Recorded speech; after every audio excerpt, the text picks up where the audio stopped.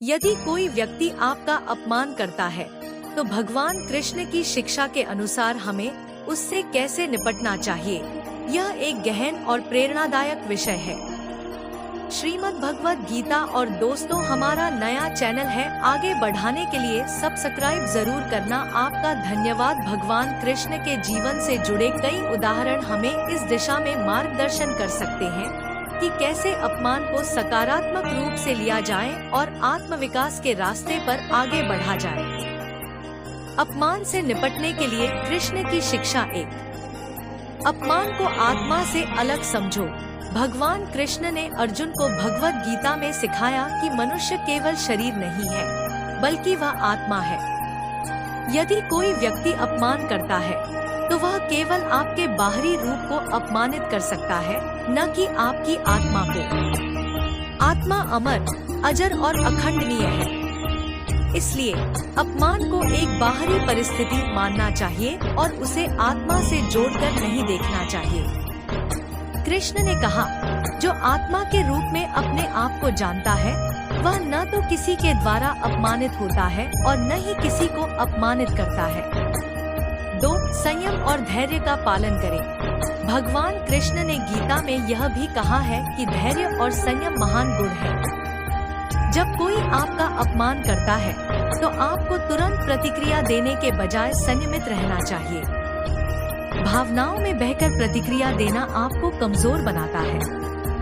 संयम आपको मानसिक शक्ति और स्पष्टता प्रदान करता है, जिससे आप सही निर्णय ले सकते हैं। कृष्ण ने कहा, जिसने क्रोध पर विजय पाली है वह संसार के सबसे बलवान लोगों में से एक है। 3. अपमान को स्वीकारो, उसे सीख में बदलो।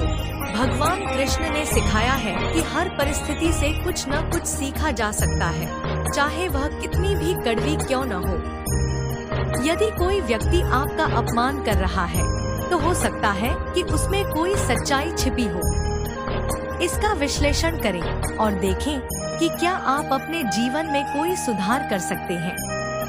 अपमान को एक अवसर के रूप में देखें, न कि एक बाधा के रूप में। 4. अहंकार से मुक्ति पाओ। अहंकार और अभिमान अक्सर अपमान को और भी तीव्र बना देते हैं।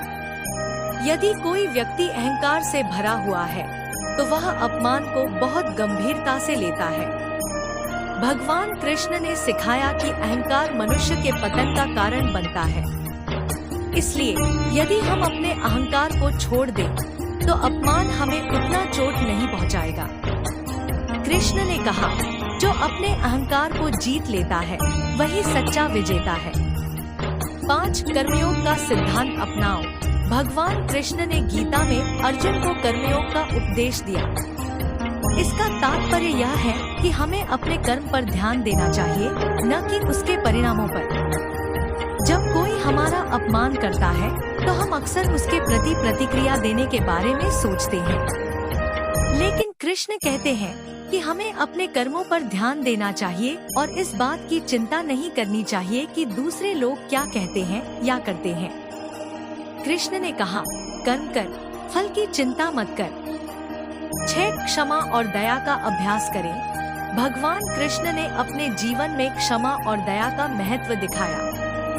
जब किसी ने उनका अपमान किया या उनके प्रति अन्याय किया तो उन्होंने क्षमा को प्राथमिकता दी।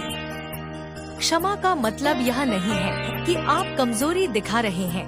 इसका अर्थ है कि आप मानसिक और आध्यात्मिक रूप से इतने मजबूत हैं कि आप दूसरों की गलतियों को माफ कर सकते हैं।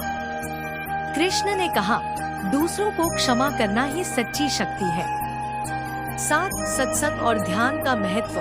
अपमान से निपटने के लिए एक और महत्वपूर्ण शिक्षा यह है कि हमें अपने मन को स्थिर रखने के लिए सत्संग, ध्यान और आत्मचिंतन का सहारा लेना चाहिए। भगवान कृष्ण ने अर्जुन को सिखाया कि ध्यान और सत्संग मन को शांत करते हैं और हमें जीवन की छोटी छोटी बातों से विचलित नहीं होने देते। कृष्ण ने कहा, मन को नियंत्रित करना सबसे कठिन काम है, लेकिन ध्यान और संयम से यह संभव है। 8. नकारात्मकता से दूर रहें। जब कोई व्यक्ति आपका अपमान करता है तो वह नकारात्मक ऊर्जा फैला रहा होता है। भगवान कृष्ण ने हमें यह सिखाया है कि हमें नकारात्मकता से दूर रहना चाहिए और सकारात्मकता पर ध्यान केंद्रित करना चाहिए। अपमान करने वाला व्यक्ति अपनी नकारात्मकता को आप पर थोपने की कोशिश कर रहा है, लेकिन यदि आप अपने अंदर सकारात्मकता और शांति बनाए रखेंगे तो उसकी नकारात्मकता आपका कुछ नहीं बिगाड़ पाएगी। 9. संगति का महत्व समझें।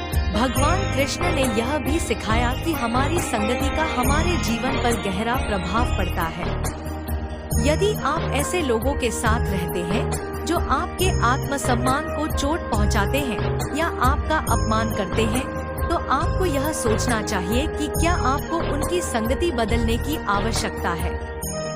सही संगति न केवल आपको मानसिक शांति प्रदान करती है, बल्कि आपके जीवन के दृष्टिकोण को भी सकारात्मक बनाती है।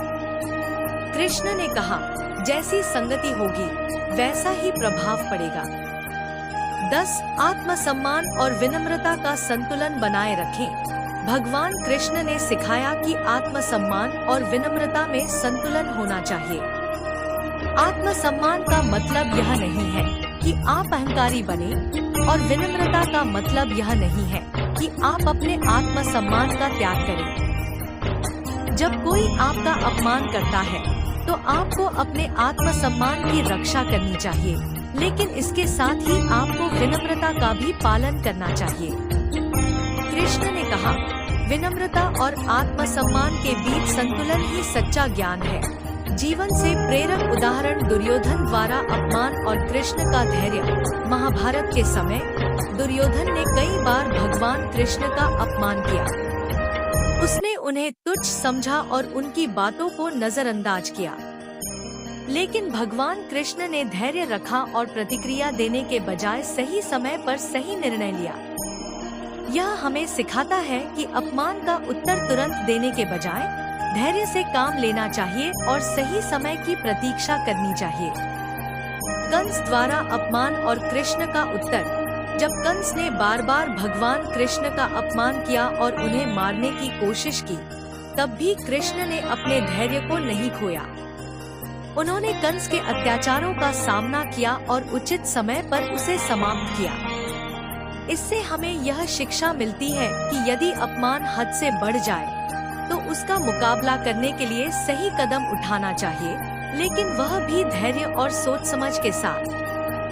निष्कर्ष, भगवान कृष्ण की शिक्षाएं हमें सिखाती हैं कि अपमान से कैसे निपटना चाहिए। हमें अपने आत्मसम्मान की रक्षा करनी चाहिए, लेकिन क्रोध और अहंकार से दूर रहना चाहिए।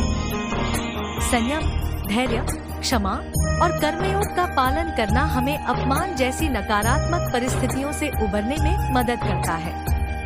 अपमान को आत्मा से जोड़कर देखने के बजाय हमें इसे बाहरी परिस्थिति मानना चाहिए और इससे सीख लेकर अपने जीवन को और भी ऊंचाइयों पर ले जाना चाहिए।